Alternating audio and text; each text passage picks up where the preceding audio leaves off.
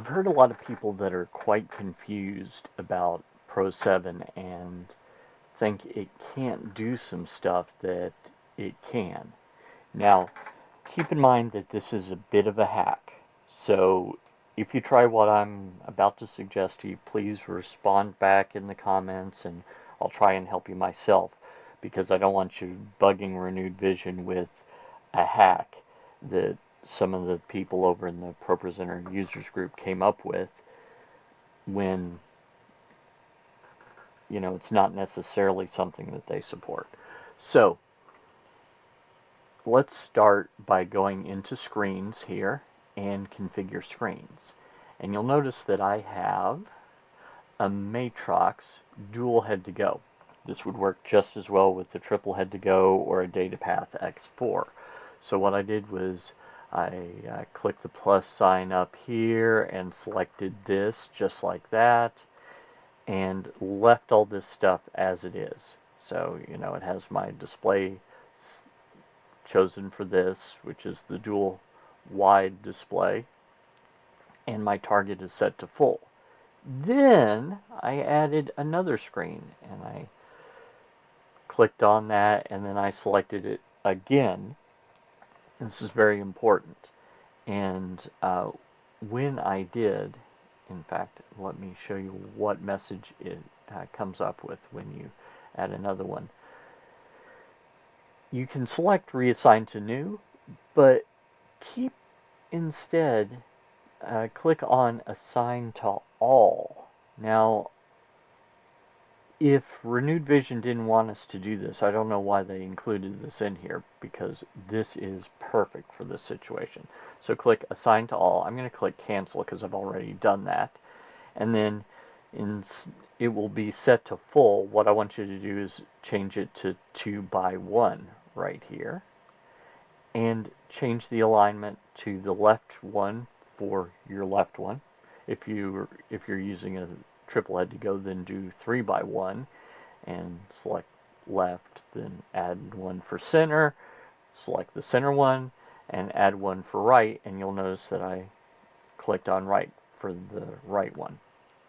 So that's step one, is adding them. So basically we've got one that is added as a double wide screen, one that's added as just the left hand side, and one that's added as just the right hand side. Okay, step one. Step two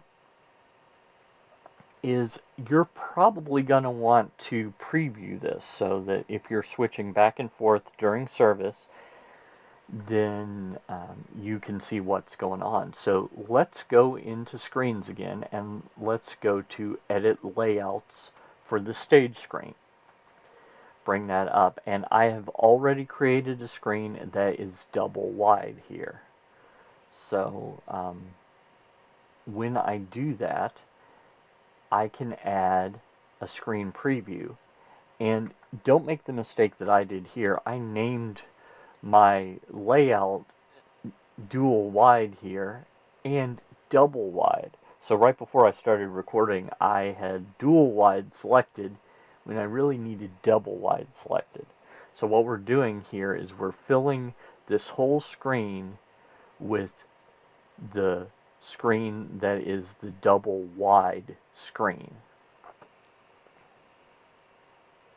Now the next thing that we're going to do is we're going to create another one that I'm going to call tiled, and on that one I'm going to put 2 independent screens in here, and I'm going to fill it with the one that I called the left DualHead2Go, and add another one, you know, just click up here, screen preview, right DualHead2Go will do it. And you'll see that it's filled over here with right DH2Go. So that's the other layout we need. So we need a stage screen layout that is what I've called spanned, which has the whole shebang filled with one. And then we've got another one that's called tiled, where I have the left one and the right one. Again, if you have a TripleHead2Go, it'll be 3 if you're using all 3. Okay? Next, Step 3. Now we're going to go back into show just so that I can show you what I'm doing, and go back to screens, and now we're going to edit looks. So I'm going to click there, and I've created 2 looks down here. When you have all these, you probably wouldn't have the alpha NDI. I have that for other purposes. Then you'll notice that I have one that's called Spanned, that for the double wide screen has everything. You really don't need the props, messages, or announcements unless you're using those. But basically you're going to create a look where everything is on the spanned double wide screen, and create another look. Oh, important to note, nothing is on the left and right. Now we go into tiled, and for this look I have nothing on the spanned double wide screen, but I have everything on the left and the right screen. And there's no reason why you couldn't have a third one where it's just the right and a fourth one where it's just the left. If you need those, that's up to you. But I'm just going to show you those. So that's step 3, is to create those. Now, step 4, we need to add some actions here. So right click, add action. What we're going to want is an audience look action, that the audience look action changes the audience look to whichever one you want. In this case, I've already got it up here, so let's go to Edit Actions, Audience Look, and you'll see that I have the spanned audience look. I'm going to click Done, and we're going to edit the stage screen layout as well. You're always going to want both of those to change at the same time, so make sure whatever slide you put them on, they both go there. And I'm going to add the audience look that is also the spanned audience look. And if we click on the stage layout that I already have, you'll see that I've already done that. So let's say this is the first in my song. I'm going to skip this one because I've put other stuff there. You'll see that it stays spanned.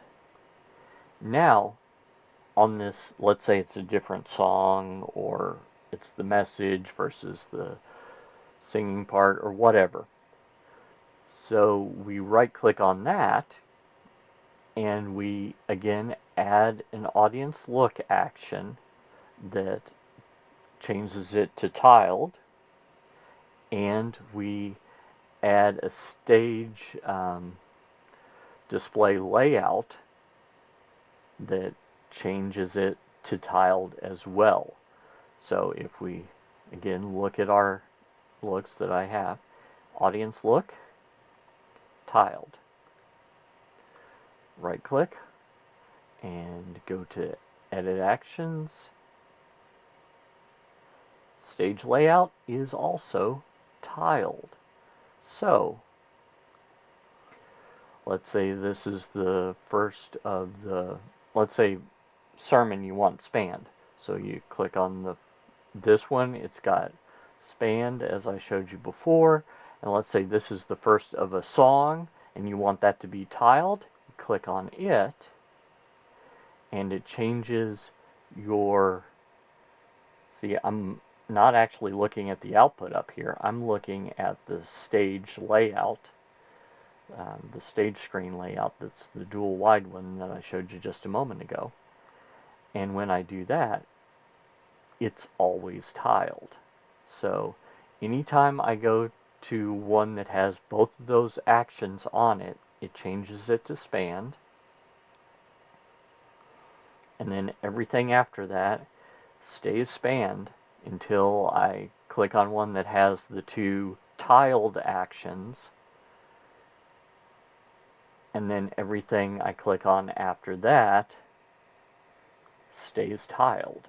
So that's how you can do both spanned and tiled in a single presentation, and in this case in a single song in ProPresenter 7.